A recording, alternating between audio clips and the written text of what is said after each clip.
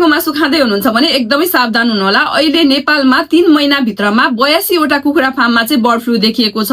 यो bird flu लाग्दाखेरि कस्तो सिम्पटम्सहरू देखिन्छ र यसबाट बच्नको लागि के गर्न सकिन्छ त भनेर भन्नेछु। यो भिडियो चाहिँ आफ्नो मान्छेलाई चाहिँ सकेसम्म शेयर गरिदिनु होला है त।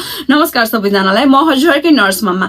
बर्ड फ्लूबाट संक्रमण भएको मानिसलाई रुगाखोकी लाग्ने, टाउको दुख्ने, ज्वरो आउने हैन, जिउ दुख्ने, डायरिया हुने र एकदमै धेरै सिरियस केसमा चाहिँ न्युमोनिया हुने र एक्युट रेस्पिरेटरी डिस्ट्रेस सिन्ड्रोम भएर चाहिँ मान्छेको मृत्युसम्म पनि हुन सक्छ।